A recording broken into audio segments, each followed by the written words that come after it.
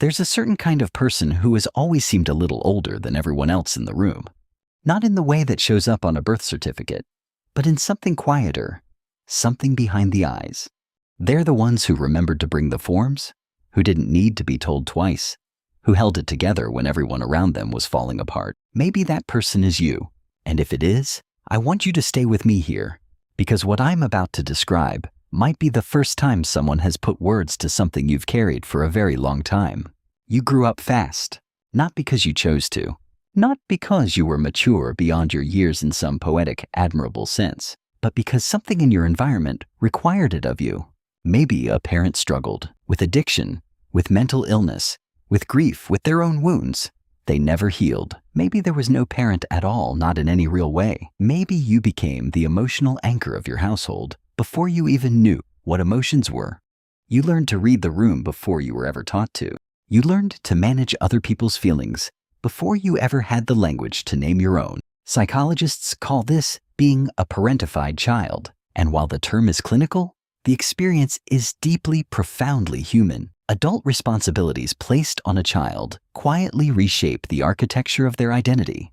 Attachment theory tells us children need consistent care to build a secure sense of self and others. What children need most is to feel safe, seen, and soothed. When that doesn't happen, when the parent becomes the one who needs soothing, the child doesn't stop needing those things. They just learn to stop asking for them. They learn to fold their needs inward, to make themselves smaller, to become useful instead of vulnerable. And here's where it gets complicated. Because the adaptations you made weren't weaknesses. They were survival strategies, remarkably precise ones.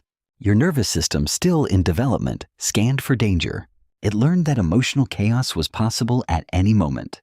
And so it stayed alert, always on. What researchers call hypervigilance, that constant, low-grade monitoring of other people's moods, became as natural as breathing.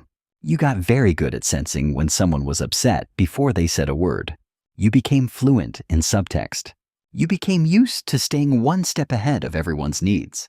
That skill never went away. It followed you into adulthood, into your friendships, where you're often the one people call in crisis, into your relationships, where you sometimes feel more like a caretaker than a partner, into your workplace, where you take on more than your share and still wonder if it's enough. The little child who had to keep the peace is still in there, still working, still scanning, still making sure everything holds together. And you've probably never questioned it, because to you it just feels like being responsible, like being reliable, like caring. But let's sit with something for a moment. How often do you let someone else carry something for you?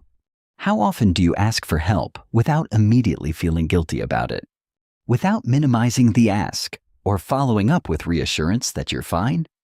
Really, it's not a big deal. How comfortable are you with someone else being in the caretaking role while you simply receive?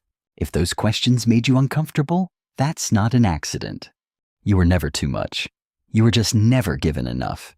And that is the beginning of everything. If this resonated with something you've been carrying quietly, take a moment to sit with it. You don't have to solve it tonight. You only have to let yourself be seen. If you want to understand how your past shapes the way you love, work, and see yourself, subscribe to the channel and stay with us.